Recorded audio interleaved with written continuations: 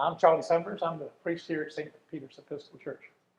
And thank you for coming. This is the first of a series. And so we're just experimenting with how we're going to do things.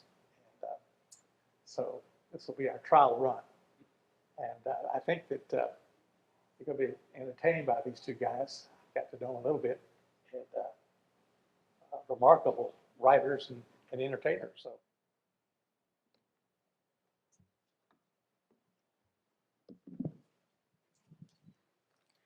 Good evening, everyone.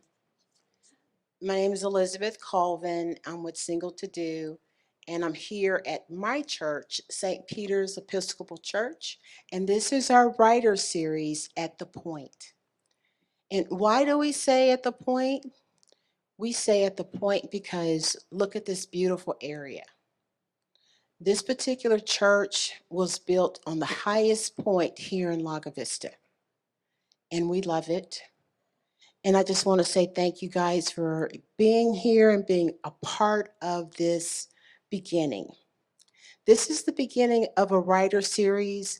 We're going to be taking some surveys. We're going to be asking some questions of how to always make this better. Because reading is important.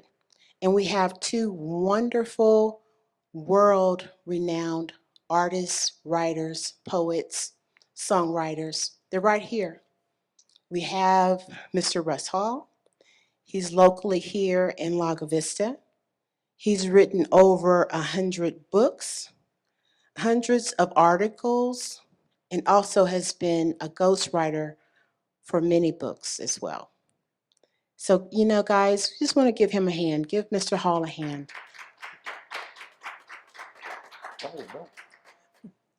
And now we have Mr. W.C. Jameson, and he's amazing, guys. We have a person that has traveled all over Texas, all over the world, and in my opinion is an awesome writer about treasure in Texas. One of my favorite books that I had just an enjoyable time reading was The Last Train Robber, and it was amazing. So I just want to say, give him a hand, guys, Mr. W.C. Jameson. And I just want to just take the time to thank our Bishops Committee for allowing us to be able to put on an event here. And we have one of our members of our Bishops Committee, Connie Mendez. And then our parish, we have Father Charlie and Robin Sumners, and they are awesome leaders. And I just want to say, guys, just want to sit back and relax and find out more about our wonderful authors. Thank you.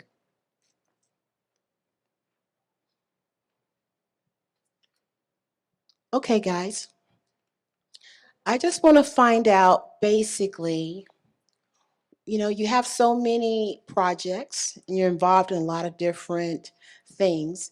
Tell me, what are you working on currently? And tell our audience about your writings. We're going to start with you, Russ.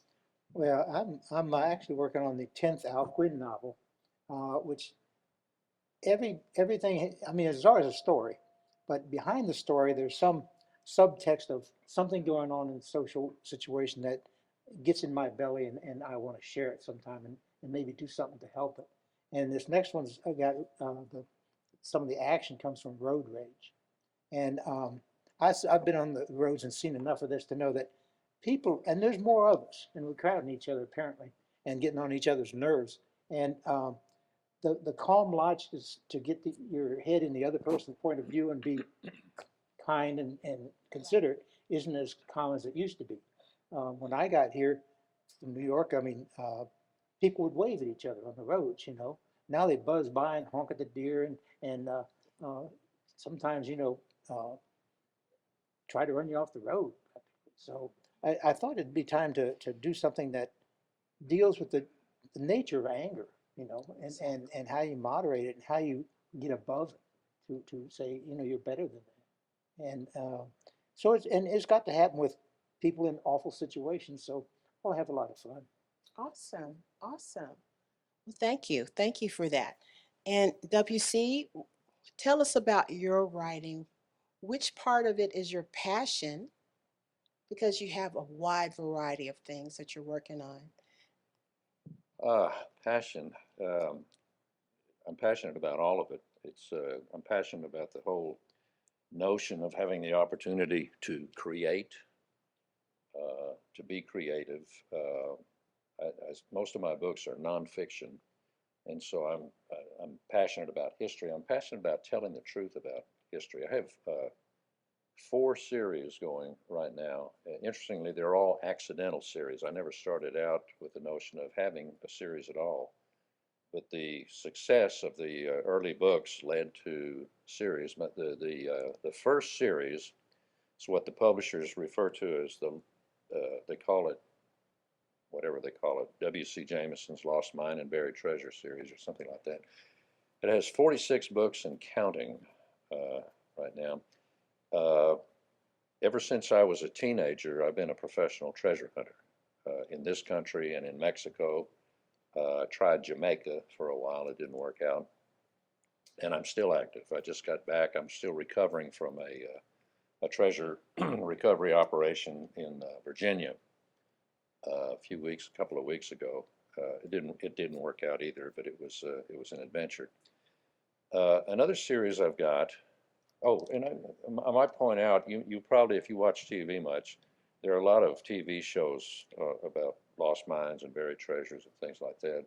I get calls from the History Channel and a bunch of other channels to be a quote unquote an expert simply because I wrote the book. They presume I'm an expert, but they have based a number of documentaries and a number of series episodes on either my books or chapters of my books. So I get to do a lot of filming with the History Channel, Travel Channel, Discovery Channel, and all these other channels that I never watch. I don't even know what the names of them are. But I usually wind up having fun.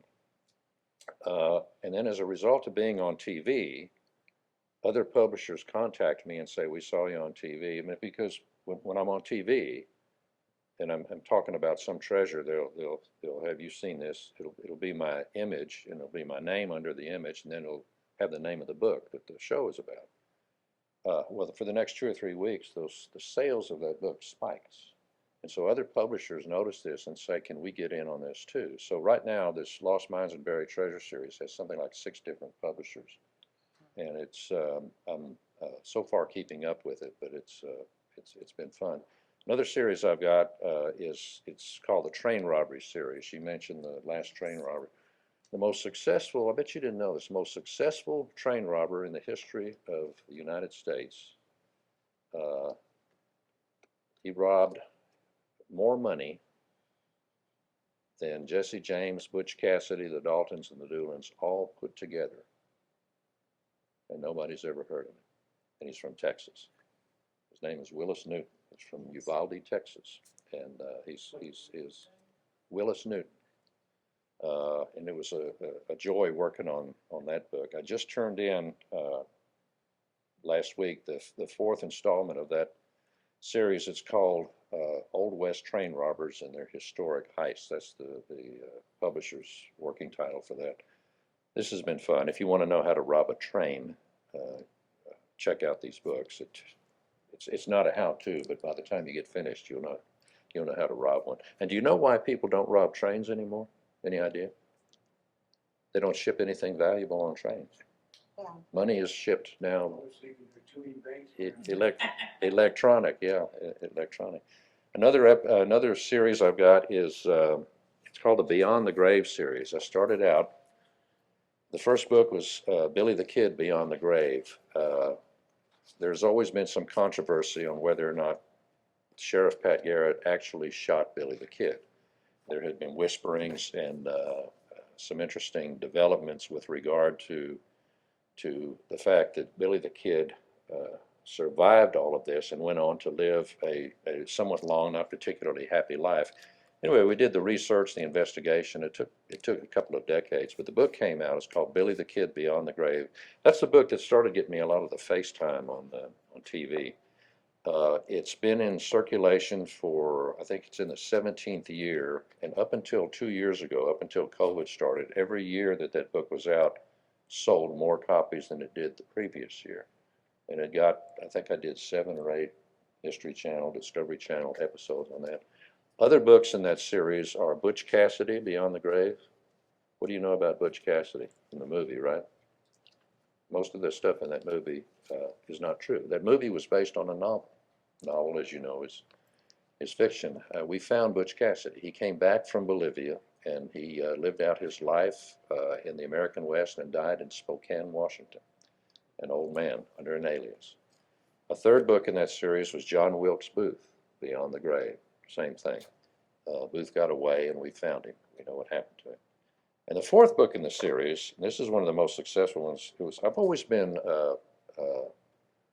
bothered by the whole notion of Amelia Earhart mysteriously going down in the Pacific. And I decided to invest a lot of time on researching this and trying to find out what happened. And I was aided somewhat with the Freedom of Information Act, which now allowed me to have access to stuff that heretofore had been quote unquote top secret. Amelia Earhart quite possibly was shot down in the Pacific, but she landed safely. She and her pilot, Captain Noonan, landed safely. And they were captured by the Japanese. She was a prisoner of the Japanese for 6 years. She was repatriated after the war was over when the OSS went to China, and at that time Japan had occupied China. China's prisons were on the Chinese, or Japan's prisoners were on the Chinese coast. They were liberating people out of these prisons, and guess who they found? Amelia Earhart. She was repatriated under an alias back in the United States. The question is, why? Because she was America's hero. She was the most popular woman in America, if not the world, until she went down in 1937. As it turns out, Amelia Earhart was a spy. Her plane had been fitted with cameras, and part of her mission was to fly over Japanese mandated islands in the Pacific and then take photographs. And the Japanese figured this out. That's why they shot her down. She may have also been, you remember who Tokyo Rose was? This was a female broadcaster who would broadcast over live radio to the troops that were fighting in the Japanese islands, the Philippines, and places like this. And this charming Anglo voice would say, while you're fighting here, allegedly for your country and everything, your wives and your girlfriends are messing around with your brother-in-law and things like this, to try to demoralize our troops. It turns out that Amelia Earhart may have been forced to have been one of those Tokyo Roses. So when she was repatriated under another name because she had been a spy for the government. Now, understand, back then, spy was a dirty word, and it remained a dirty word until the James Bond movies came out, and then spy became a glamorous kind of a thing. She came back. They did not want to know, the government did not want the public to know what her role was, and she didn't want the public to know about her role as Tokyo Rose and having collaborated with the Japanese. We found her. She lived under an alias. The name was Irene Bolam, and she lived through, she passed away sometime in the 1960s in New Jersey.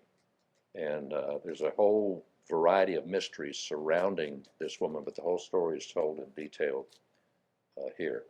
I have another series. That is amazing. I That have is another- amazing. I have another series, and I can't even remember what that other series was. What's my other series? Anyway, I have a novel that I wrote. This is my latest book, by the way. The other series is called the Cold Case series, where we look into these mysteries, unsolved mysteries throughout most of the American West. Now, I had enough for the state of Texas, so I did a whole book on unsolved mysteries of Texas. It includes unsolved mysteries of revolving around some famous Texas outlaws, some famous Texas lost mines and buried treasures, some ghost stories, and some hauntings, and some other things. This was a fun book to read. And I might also say, I don't want to take up too much time, what I decided to do because Russ promised this would be so much fun.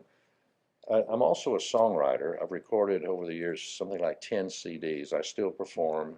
I've been on tour in Europe a couple of years ago. I was on tour earlier this year, going on tour later this year. But anyway, I brought CDs, and I thought for everybody that buys a book, I'm just going to give you a CD.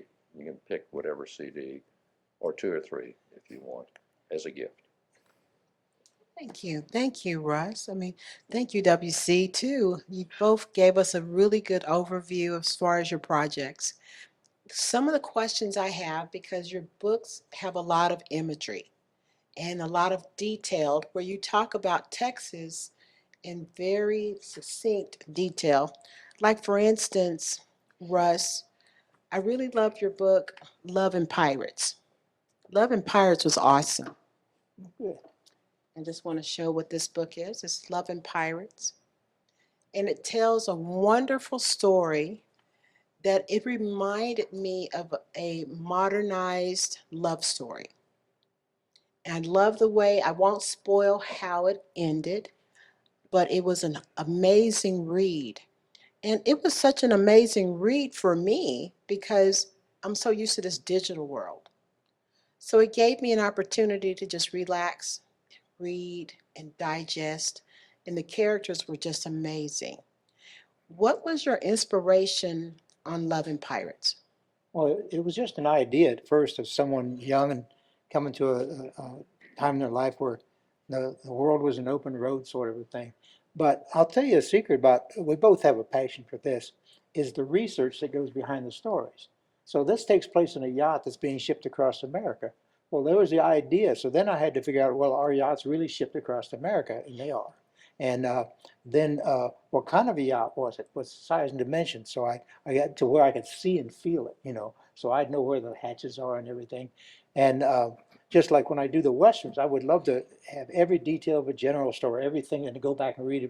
And when I do treasures, I would go to W.C.'s books because he had a lot of detail on that, and I could weave that in if I'm doing Jim Boy's Buried Treasure or something like that. But in this one, I mean, there was all this stuff I had to know. So they're going to go all these places, and they're going through Arkansas. What happens in Arkansas, you know? And they mentioned the diamond and ruby mine, and there's places I've never been that are in the book, but I have to see them clearly in my head. Exactly, exactly. Like, I love the visualization that you gave for New Mexico, the land of the enchantment. Yeah. And it was phenomenal. I thought a lot of the colors and the time frames, the altercations was for the location. I thought it was amazing. Well, Stephen King said in his book on a memoir on writing, he said, good description begins in the mind of the writer, but it has to end in the mind of the reader. So when you take over, now it's happening in your head, and you're seeing the things, and you're feeling things, and you're smelling the where you are right now. That's your experience. And so I start the ball rolling, but it has to end up with you feeling it. Exactly, exactly. And then WC, just to go back to the last train robber, I've heard of Willis Newton. I've heard of the Newton gang. I've seen movies being made about Willis Newton because he was from Uvalde. So that's not too far from here. Or his last days he ended up in Uvalde. But I really like the fact that you gave us detailed information. And it was almost like you were the one interviewing him. So one of the questions I have is, how were you able to get all of the details in the gathering process for someone that's a new writer that's wanting to be a historian? How do you get that type of information? Uh, I, basically, every time I do a book, it winds up being a love affair between me and the book. Willis Newton, from Texas, born and raised in Texas, committed bank robberies and train robberies all over the country, but came back to Texas. Uh, he's one of tens of thousands of amazing Texas characters. It's easy to write about Texas characters. It is for me anyway. I'm from West Texas. You're from West Texas. I'm from You know West what I- Texas you know too. what I'm, you know what I'm talking about. Yes. And so I could relate to this guy, and I thought, here's a colorful person that has never had the justice done. You know, I mean, he was an outlaw. He broke the law. He admitted it. But he was colorful. We love outlaws. We love outlaws. Okay? And we love Right. train robberies, and you know, it's I'm making a living off of this stuff. Um, and so I chased down interviews that had been done with him. I also chased down dozens of newspaper articles that were printed at the time that he had robbed banks and robbed trains, and I felt like I came to know this man who was the leader of the Newton gang, the Newton boys, that consisted of basically him and three of his brothers, and a couple of other people that would come in and out from time to time. And I wanted to treat and see if you agree with me here. I wanted to treat Willis Newton uh, for what he was. He was an outlaw, but he was a successful outlaw, and as such, he deserved a certain type of respect. And so I treated him with a certain level of dignity, I suppose. Right. Right. And he Story, also liked to get people that were helpers, but he really strategically looked for the right individual. right, And that's what I admired. right. And I felt like I came to know him. I thought this is a guy. Uh, I wish I had been his neighbor. I actually talked to people who were his neighbors in Uvalde that knew him when he was still alive. But I thought I'd like to live next door to this guy just to listen to the stories that he would tell. But I tried to capture some of this charm, some of this daring do, some of this adventure into this book. And thank you for bringing Well, I it up. think you did an awesome job. I really thought you did. I mean, especially what was amazing to me also was that there are robberies that were in like Bernie, Texas. Who would have thought? But Marble Falls. yes, Yeah. so that was amazing. I liked that aspect. And, I also wanted to ask you a question because I also looked at The Lost Treasures and American Story. And I have one of my dearest friends that wasn't able to be here tonight. She's a retired school teacher, and she wanted to ask the question, what person inspired you to become a writer? Uh, this is actually an easy question. Um, I was inspired by two writers, one a fiction writer and one a nonfiction writer, a folklorist. My first library, this may give you some idea of my age. My first library was a bookmobile that came to the school that I went to. I was in the fifth grade. I was 10 years old. And I remember first stepping into the bookmobile and being bombarded with the sight of all of these books and Oh, wow. the smell of the books. And as I touched these books, I looked at these titles. I had no idea. I was 10 years old. I had no clue. But there was a level of something akin to a primitive kind of reverence. And I remember touching the spines of these books, thinking, what is in here? And I come to realize later that these were adventures in these books. Most of my adventures, by the way, have started in the library. I checked out two books that day. The fiction writer was Edgar Rice Burroughs, and the book was Tarzan of the Apes. Okay, great story, a great story. I was just enthralled. An adventure. The second book I checked out was Coronado's Children by the great Texas writer J. Frank Dobie. J. Frank Dobie probably is as responsible, the late and great J. Frank Dobie is as responsible as anybody for me having an interest in capturing these stories of lost mines and buried treasures, placing them in book form. According to my publishers, I'm the best-selling treasure author in America today, whatever that means. But I owe a lot of that to J. Frank Dobie, who paved the way.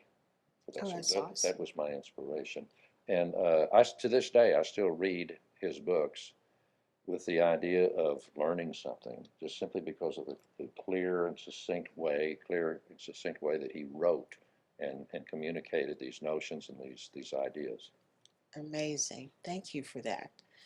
And just going back to you, Russ, we've talked a lot, and you told me that your beginnings was poetry. And we have your poetry book. Tell me about this. Well, I think, and W.C. writes books of poetry too, and he's given some lessons on it with groups.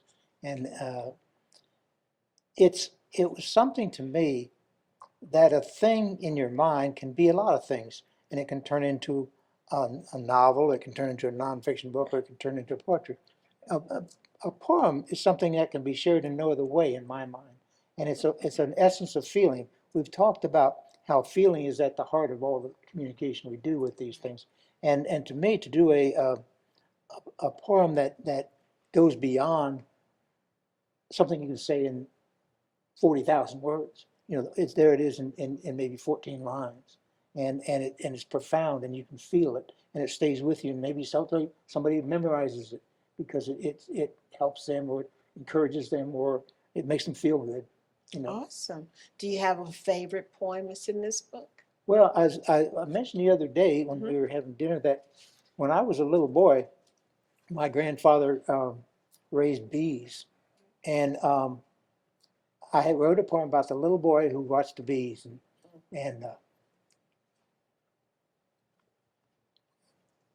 A little boy that watched the well, bees. and when my grandfather died, they all formed a big cloud, flew away, Oh, awesome. and Awesome. that's been a long time ago, and I can't talk about it yet. Okay, that's good. We definitely appreciate it. I'm looking forward to reading some of your poetry. Now, I don't know if I could find a quickie in there, but we should make WC do one of his too. Okay, okay. Well, you can flip through it, and when you're ready to go through it, we'll definitely go through it.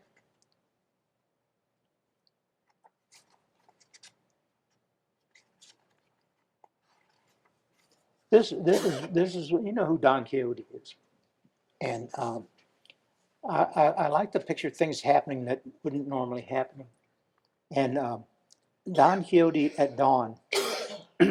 It is as if in the morning, drawn by a vacuum I fail to understand, my soul creeps out past the first edges of splintering light, over the carpet to the cold mantelpiece, into the statue of burnished brass, to glimmer in the shafts of each new sun's evidence. Even in the seemingly soft care of my making, I was hammered in spirit of an anvil of force, melted and molded with a firm pounding hand, shaped as a statue to stand through night, Don Quixote with spear and a visor shut tight. Excuse me. And now in my vigil of quiet brass faith, I stand, never nodding to glimmering fate, but oh, how this cold, very cold mantle sucks at the warmth I once had in flesh. Its stony heart draws upon my heat, never restoring, never remembering. What we want to do now is listen to one of your songs, Just one?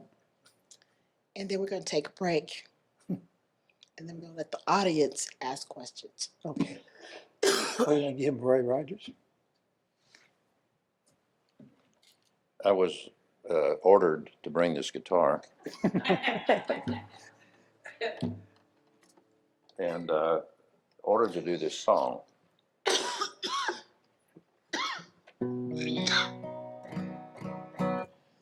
A quick backstory to this song. I was recording at a recording studio in Kingsland, Texas, and I was staying at a ranch in Marble Falls, and I was driving to, we needed one song to finish out this CD, and I didn't know, it was all original music, and I wasn't sure when I wanted to put on that CD that would fit, and so I'm driving to the studio. It's about a 15-mile drive from where I was staying to the recording studio. And this idea hit me. I saw a sign. You've all seen these in the past. I saw a billboard that said, "What would Jesus do?" And that always confused me. I wasn't exactly sure what they were getting at there. But when I was a kid, when we played cowboys and Indians, we always wanted to be Roy Rogers. And it was sort of like, what would Roy Rogers do? Because he was a guy that, I mean, he was amazing, because if you remember those old B movies from the 30s and 40s, he could ride a horse at full speed and shoot the gun out of the hand of another guy riding full speed 100 yards away. This is not easy to do. So we admired Roy Rogers in our 7 and 8 and 9 and 10-year-old minds. We thought this was heroic. But so I came up in the 10 miles or so that I was saying, I came up with a song. I was writing, I put a yellow legal pad up on my steering wheel and was writing this song, probably much to the disgust of the people behind me, because I was weaving all over the road. And I got to the studio, and we laid down, my producer and I laid down a track, and in the door walked Johnny Gimble. Does anybody know who Johnny Gimble is? Great Texas fiddle player, won 5 Grammy Awards. He was Bob Wills' favorite fiddle player. He was Willie Nelson's favorite fiddle player. He died about 3 or 4 years ago. Anyway, Larry Nye, you know Larry. Oh, yeah. Was talking to Johnny. He said, Johnny, let me play this for you and see what you think. So he played this song, this scratch track that we had. And Johnny said, I like this. Can I get in on this? And so he went out to his car and brought in his fiddles, tuned them up, and he started playing a little bit on the fiddle. And he was always smiling. He was having fun. And I thought, this is great. I'm sitting here with like one of the most famous fiddle players of all time, and he likes my song. And so Larry, the producer, says, Johnny, would you get in the studio part there, and let's just record a fiddle track on this. And then Larry looks at me and he says, do you mind if Johnny Gimble plays on your CD? No brainer. Anyway, the song came out. It was interesting. It was what we call on a CD. It's what we call a throwaway song. Most CDs that you buy, most records, 2 or 3, radio play songs, but a lot of them are fillers. I don't like to do that, but this was a hastily done thing, and I thought, well, we just have to fill up this space. Well, the CD came out, and guess which song they picked to play on the radio? They picked this song. It was called Life Was a Whole Lot Better When Roy Rogers Was Around. And we went on tour, played this on tour from the hill country out to roughly the Big Bend area, Alpine, and back. We did a final show at Lukenbach, Texas. And everywhere we went, people were singing along, singing this song with us. And I said, how do you know the words to this song? I mean, I barely knew the song. They said, that's the one they're playing on the radio all the time. Then I got a phone call. I was on the road on tour somewhere, and I got a phone call from the Western Channel. I don't know if that's still it's called the Stars Western Channel. They have, every year, they have a Roy Rogers month. And they said, we want to play your Roy Rogers song all through the month of November, 3 times an hour, 24 hours a day during Roy Rogers month, because they just showed all these old Roy Rogers movies. Plus, we're going to play it 3 times an hour, 24 hours a day for the full month of October leading up to this. Can we do that? I said, of course, because you get paid for this.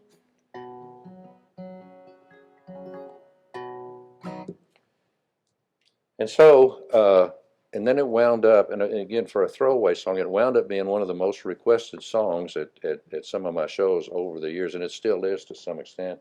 And now I'm going to do it for you. And if you want,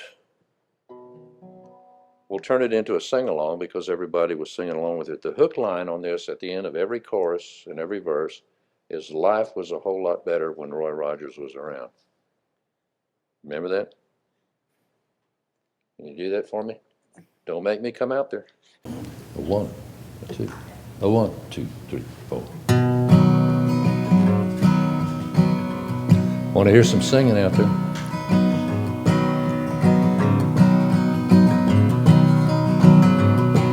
I paid my dime, took my seat, watched him ride across the silver screen, chasing all the bad guys, saving the town. Here's your part. Life was a whole lot better when Roy Rogers was around. It was slower back then and a whole lot sweeter. Skies were bluer, grass was greener. Nothing bad ever lasted long, and nothing much got you down. Life was a whole lot better when Roy Rogers was around. Roy never gave up, he never gave in, he never backed down, he'd always win. Never compromised with the bad guys, nobody pushed him around. Because life was a whole lot better when Roy Rogers was around. I still see Roy riding in my dreams. Trigger and Dale still look the same. They got me through some hard times, saw me safe and sound. Life was a whole lot better when Roy Rogers was around. Chorus again. Roy never gave up, he never gave in, he never backed down, he'd always win. Never compromised with the bad guys, nobody pushed him around. Because life was a whole lot better when Roy Rogers was around. All right, big finish. Life was a whole lot better. Life was a whole lot better. Life was a whole lot better when Roy Rogers was around. One more time. Life was a whole lot better. Life was a whole lot better.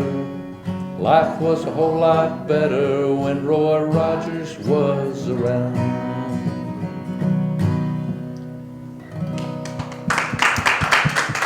Thank you.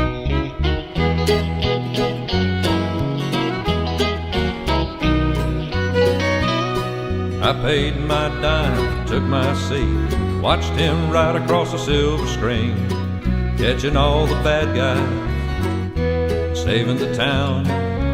Life was a whole lot better when Roy Rogers was around.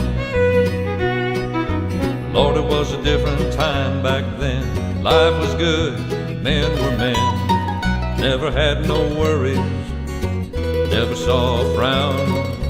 Life was a whole lot better when Roy Rogers was around. Roy never gave up, he never gave in, he never backed down, he'd always win. Never compromised with the bad guys, nobody pushed him around. Life was a whole lot better when Roy Rogers was around.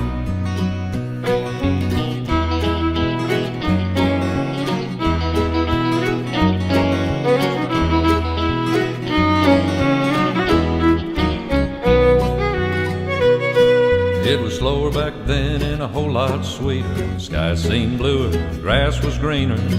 Nothing bad ever lasted long, nothing much got you down. Life was a whole lot better when Roy Rogers was around.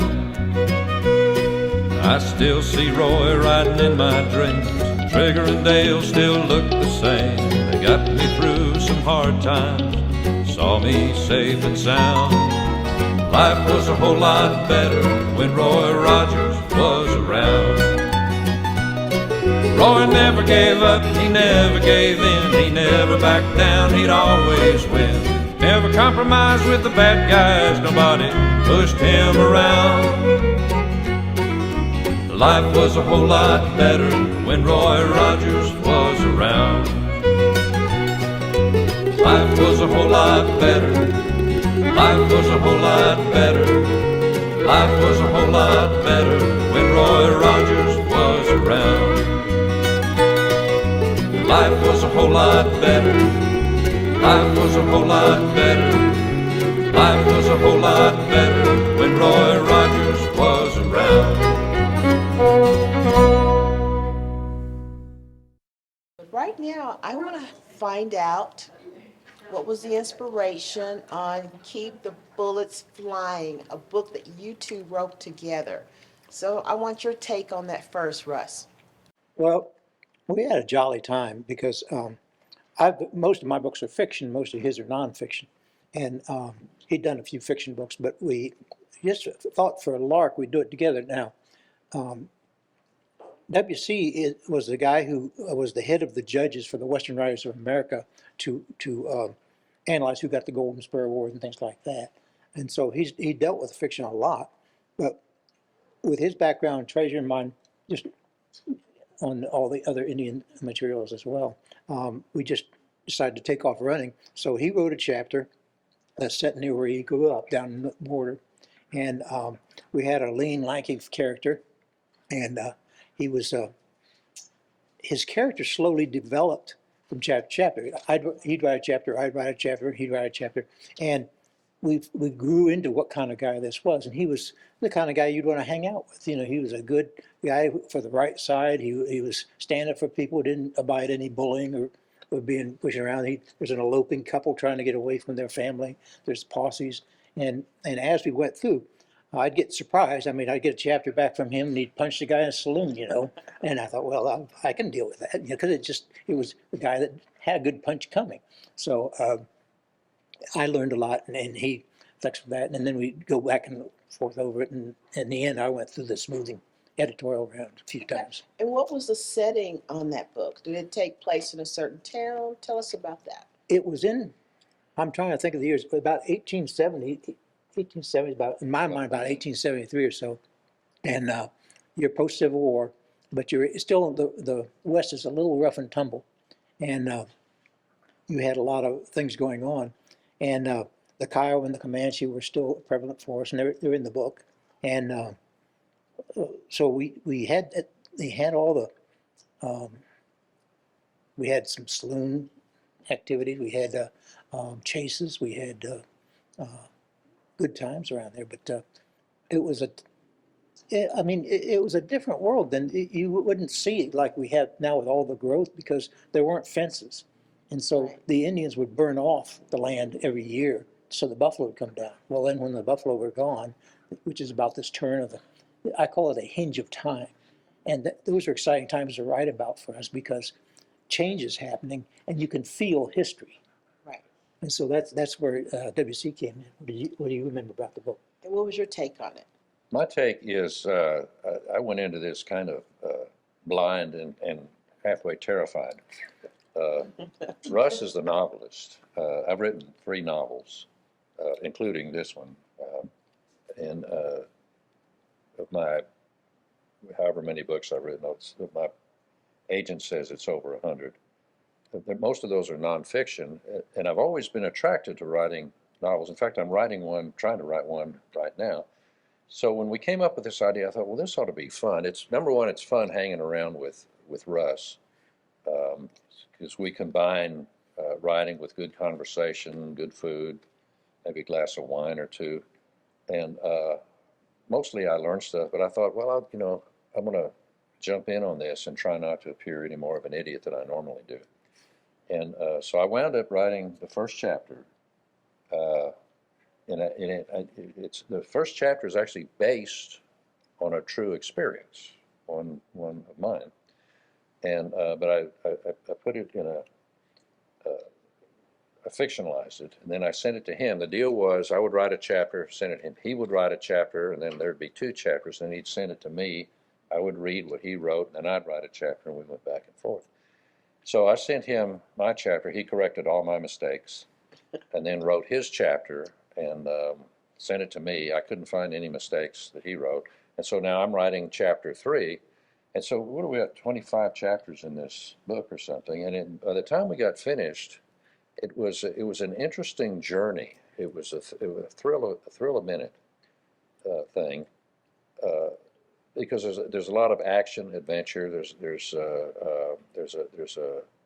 some female intrigue in there, and outlaws, lost silver mine, and they're riding across Texas, and it was a great romp. I learned enough about writing fiction to think that I wanted to do more of this, and I'm actually trying. I've got a little downtime right now in between other book contracts, and so I'm going to try to write another novel just based on the inspiration of working with Russ on this one. Well, and I'll say that fiction, a book like this, is a bit like the opposite of life.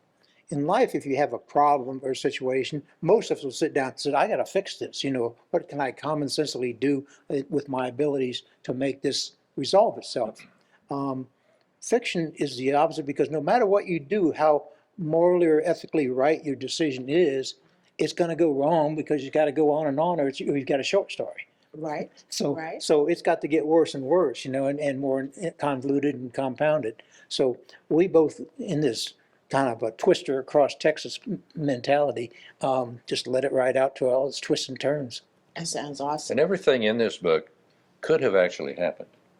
Okay. I mean, it wasn't Maybe fiction did. to the point where it wasn't science fiction, it wasn't outrageous or anything like that, but everything in this book actually could have happened. And there were some good relationships. There were the two partners, and then the female who became part of the whole thing. Some it would probably make a good movie. Yeah, yeah, it met Hollywood's obligatory romance rule. Oh, that's awesome. You know, well, right now we're going to open it up for the audience, for them to ask some questions. And we know that you guys have worked on so many different projects. And before we end this, I definitely want to find out some things about your new science fiction work. But right now we're going to turn it over to the audience to see what questions that they have. And you guys will probably need to talk to this mic so we can listen to your question. Does anyone have a question for these gentlemen? Go ahead. I do. And I hope this hasn't been answered. I think my mouth is probably big enough that I don't read that, but all right. Okay. So have you all, and I hope I didn't miss this, have you all mentioned how you met one another? How did you all start working together? Well, We met in a bar. I was gonna give the rosy glasses version, but we have a mutual friend, Mike Blakely, who used to live in Marble Falls with me, and we were at the same gym, and we wrote, and so I went to the Western Writers of America thing where he was head of the judges and things, and hung out, and W.C. was down doing music with Mike and doing different venues, because the River Grill near me, W.C. was there all the time, and he just was one of the gang, and we just enjoyed each other's company, and we traded lies and had a good time. Sounds like a great relationship. Thank you. Those were lies? I didn't mention anyone. In your collaboration of the book you both wrote together, Yeah. was there did you have to, I mean, I'm assuming that you each had your own style. How did you combine that style, the two different styles, to tell the story? Can I answer that? Sure. We do have two different styles, but we ironed it. We tried to make it seamless. Okay, this has been done. There are two of my favorite authors. In fact, I just got through reading one of their novels. Is Doug Preston and Lincoln Child, who write some New York Times bestsellers. These are two guys. One lives in Connecticut, and one lives in Santa Fe, and they do this. They write. One will write a chapter and email it to the other. Yeah, but they make it work. The reason this book worked is because of his editing, because he has considerably more experience than I have editing. But by the time we got finished, he went through there probably 2 or 3 times. Correct me if I'm misrepresenting. He went through it about 2 or 3 times, and he smoothed things out, transitions and things like that, to the point where it wasn't all that clear that it was two different people with two different styles writing this thing. So he cleaned it up. Yeah, he cleaned it up nicely. Thank you. Do we have any more questions? So I have a question. So I'm sure, or at least I expect, when you first started writing, we didn't have computers. It wasn't as seamless to transfer things around and back and forth. So are you typewriter initially, or handwritten, and now, what's your preference in terms of, or do you do an outline, cast of characters, and then you make it all fit together? What's kind of your? I think we just made it up as we went along. Yeah, my rule, and there are people who outline, and I've always suspected they can get a little formulaic, because it says I need peaks and valleys about now. I need to have something happen like this, and I don't do that. I try to paint myself into a corner I can't get out of, and then somehow get out of it. Sometimes I have to have a dream and say, "Oh, that's what's going to happen." And as things evolve, it's like I said, it's got to get harder and harder, and things you work out through that. You do the impossible sometimes, and that makes it more interesting, because if I don't know how it's going to end, you won't, and that's kind of helps with a mystery in particular. So it's my policy not to necessarily outline, and I have to envision it. Comes alive in my head. I mean, the characters are talking to me, and I'll be driving along and say, I wouldn't have said it that way, so I'm pulling over and writing down like how they would have said it, and it's I think that level of obsession helps that way. With history that he does, you just have to know it and then create it so it comes to life in your head. Whereas with the fiction, I want it to be a little more spontaneous to where, and that helped with us doing each back because we got surprised. And I'd send a chapter back and maybe we're all from the point of view of the Kiowa and the Comanche, maybe. And we had all these things in there. So then he'd come up with that, and we'd be off, and we had the eloping couple. And a posse after them. So it was a venture that way. And in all of my books, I mean, I want to be as surprised as the reader. Right. I know not a lot of novelists, but I don't know any that actually outline. A few that are sort of OCD. John Cook being one.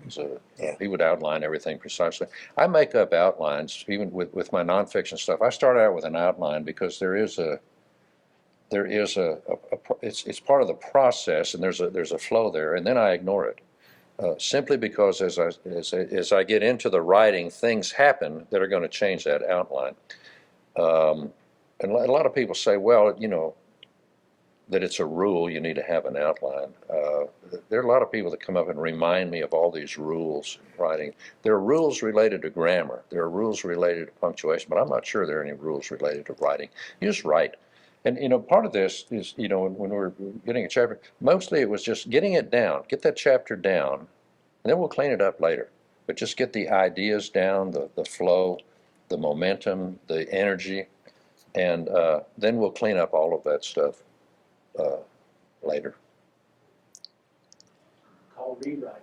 We didn't have any Oh, chapters yeah. that dragged, though. I mean, it was each time we got our hands on it, we wanted to pep it up to the next level and the next level. So it kind of grew, and that's kind of the way it should work in a way, but and make things hard for the other person. Russ would send me a chapter, and it would be full of tension and intrigue and everything, and dang it, now I've got to go one better. And so, Right. but You guys are good at that, though. You one-upping each other. that can be good. That can be Yeah, it good. worked well. It brought out the strength in each of us, and So, do we have any other questions? Man, you guys are easy. I've got a question for W.C. there. What part of Texas, being an amateur treasure hunter for your whole life, what part of Texas would you go to explore, and for someone that's just looking to be outside in Texas, learn some Texas history, and maybe stumble across something? I would, Texas, of all of the 50 states, we still just have 50 states? I don't get out much, so. Texas probably has more lost mines and buried treasures, I would say, than any other state. It's almost like a country in itself. When we started doing these lost mines and buried treasure books, the publisher wanted region. The first book was Lost Mines and Buried Treasures of the American Southwest. Okay, and so we had all the Southwest. Then we did the Appalachians, the Ozarks, and I argued. I said, you know what? Texas is actually a region. It's actually a region. At one time, it was its own country, and so I argued that we do a book on Texas completely, and it's one of the best selling of that whole series. But I would say, and this isn't a pitch or anything, get the Buried Treasures of Texas book, and you'll read about lost mines and buried treasures all around the state. Pick one. And I've had people using my books because they know I do the research, they know I do the investigation. They'll use my book sometimes as a starting point, and then they'll go a few steps further. And we have had people actually find stuff based on what they got started on with my book.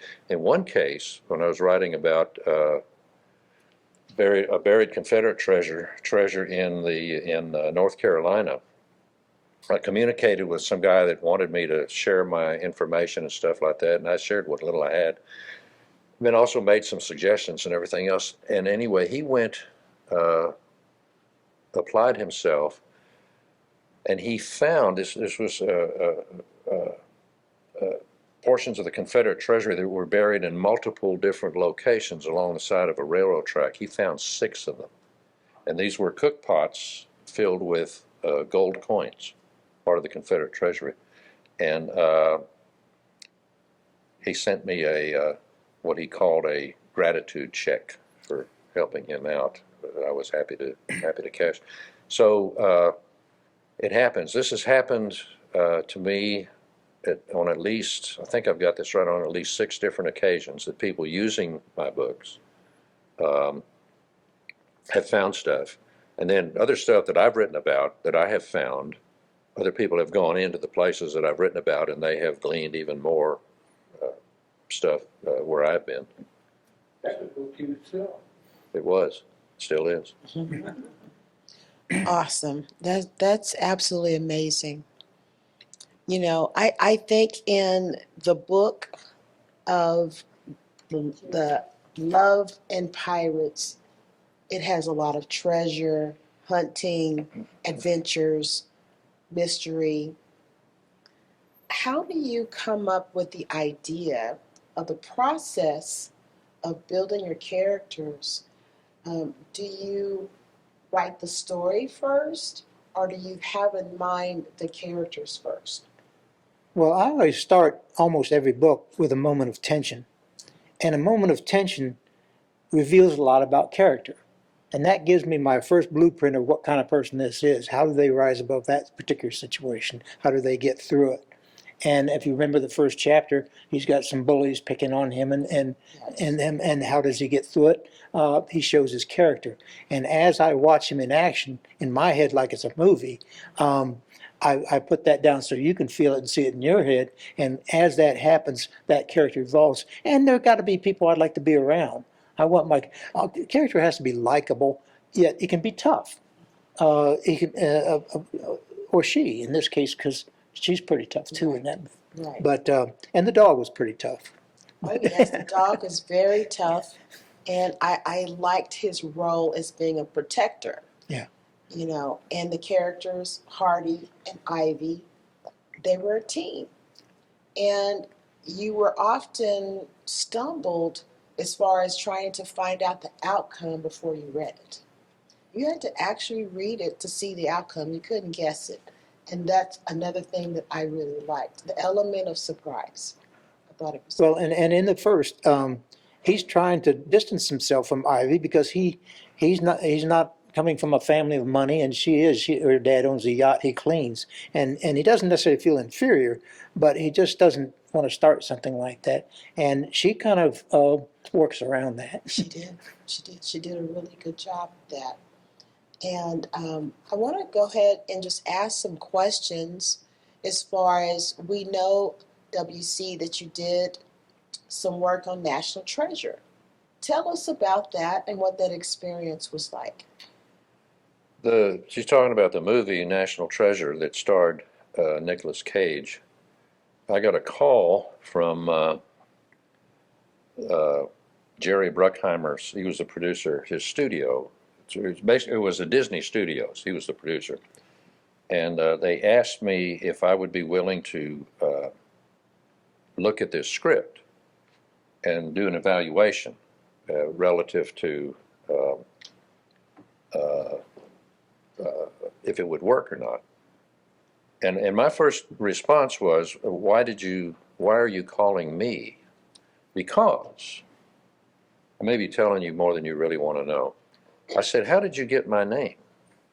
And she said, well, we talked to some other professional treasure hunters, and they said, you're the one that we need to talk to.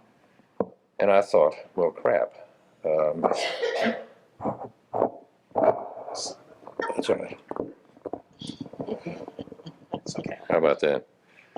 I said, and I declined at first, and the reason is, as a professional treasure hunter, it's not in my best interest for people to know who I am and what I do, because pretty much everything I do is illegal.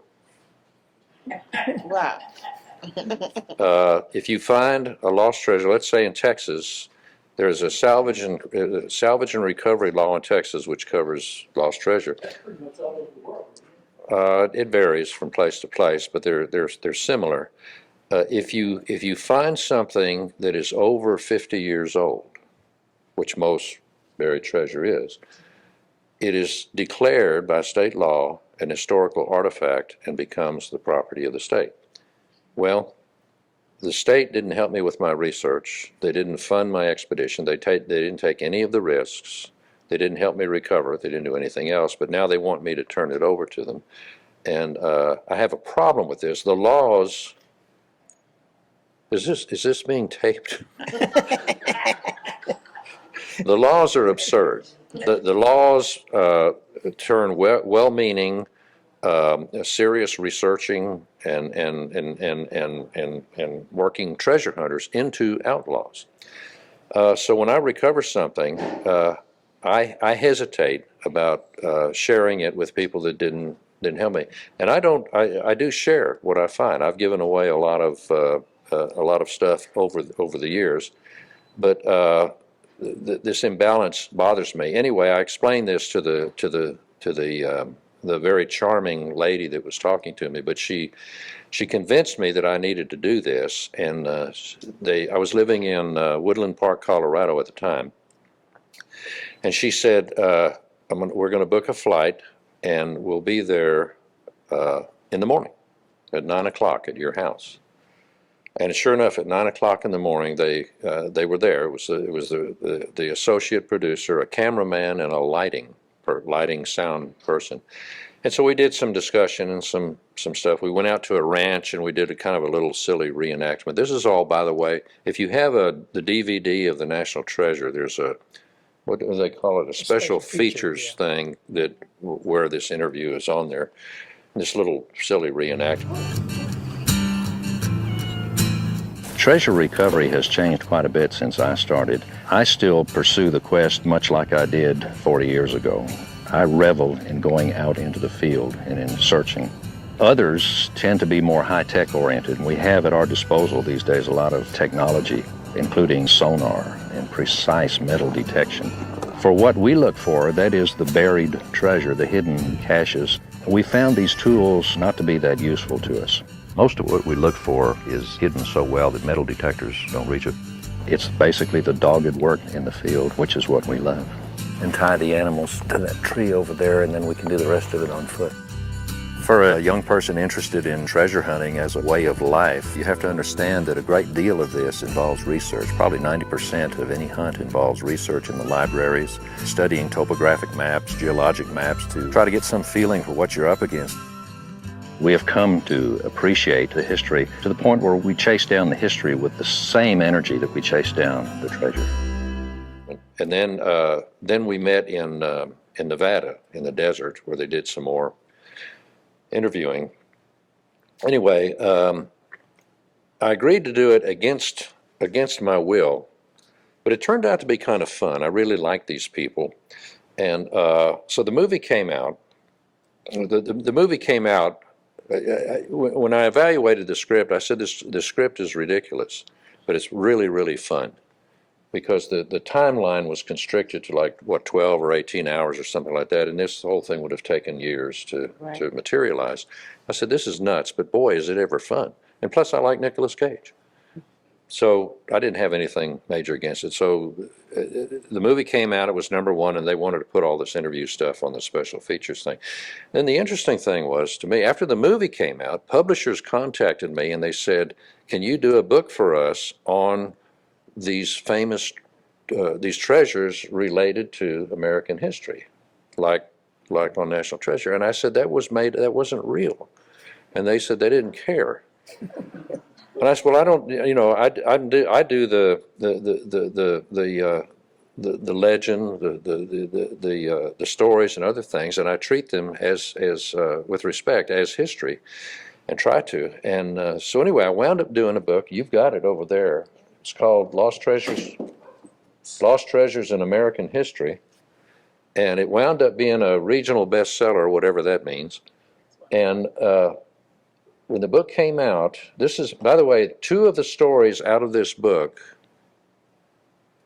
the treasures were found as a result of people reading the book and going over. One of them is in South Texas. The treasure hasn't been recovered. They found where it is, but it's a logistical nightmare. And the other one was in Vermont somewhere, I think. And because of all of the publicity relative to the movie, and then people finding these treasures and things like that, I had more publishers contact me, and then TV people wanting me to be part and parcel of series and documentaries and things related to lost mines and buried treasure. And so when I get on TV talking about something like this, and my name is on there, and after a TV appearance, the book sales spike, and everything. Publishers notice this, so even more publishers come and say, we want to get in on this, will you do a book for us? And so I don't even like doing TV, I got to tell you.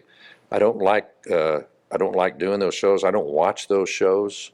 When I do get to see one that I'm on, I'm usually appalled at what I see. I just don't like them because they're somewhat superficial, but I do cash their checks.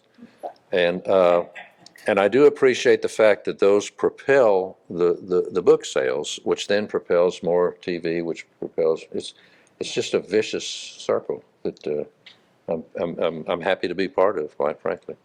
Well, you do a good job at it, and we just want to say thank you. Did you guys have any other questions that you'd like to ask? I have one silly question.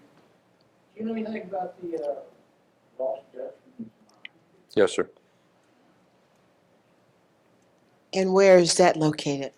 Arizona, Superstition Mountains, Arizona. Yeah, just briefly, so much has been written about that. It's hard to separate the reality from men do this. Every time a story is told, and these stories have been told for the last couple of hundred years, every time a story is told, it's told maybe a little bit better than it was the last time. And so by the time it gets to present day, it's hard to tell what really happened.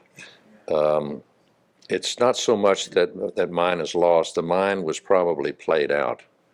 And a lot of the gold that was taken from that mine, you can find gold in the Superstition Mountains, but the gold that was taken, a lot of the gold that was taken from that mine, it was packed into leather packs and loaded onto about 18 mules or burros, and it was being carried out of the Superstition Mountains when it was attacked by Indians. The Indians didn't care anything about the gold. They wanted the mules, and they resented the intrusion in their territory. So they cut the bags of gold nuggets off of the mules, slashed the bags.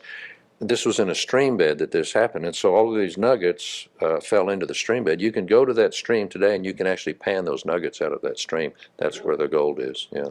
Wow, that's amazing. We're getting ready to wrap it up, but I'd like to ask on your science fiction works to give us an example of each book that you've written for your science fiction work. Well, the one over there is Inside Jupiter, and I was in the dentist's office having the usual apprehension about that, and I was looking out the window at the parking lot, and I got thinking, what would it be like if there was a butterfly so big that it could pick up a car and crush it like a paper cup? And it occurred to me that I could build a whole planet like that, and so I just took off of these kids who end up inside, and no one in the book is over 18. I think the heroes are like 12 and 14. And they get inside Jupiter, and the insects have become huge. You've got praying mantis as big as giraffes, and all kinds of things, and most of the things want to eat you. So and there's a lot of rivalry because they're the new kids in there, and so I have more series that will come out. There's the Spider Wars, and I've got invisible spiders that come swinging in on you. Well, we look forward to that. And WC, do you have your science fiction information? I don't write science fiction. You don't write I don't even read science fiction. I have enough trouble keeping up with what I'm already doing. Well, it's Absolutely. it's like anything else when you research it. I didn't, there is, as far as I know, there is no inside of Jupiter. But I made it so that you could go through the dark spot and get in there, and there was a whole world with artificial light that could be there. And as I did this, it's based on scientific fact that if it were true, this would be how it would be. So I'm sure Jules Verne and all these folks had things like that going on, but you can, it's kind of unlimited. So you can make a world entirely with its own rules. So that was the fun part. Thank you. Well, we're going to end this, and we just want to say thank you so much for your time, and we just want to say thank you, guys. Thank you.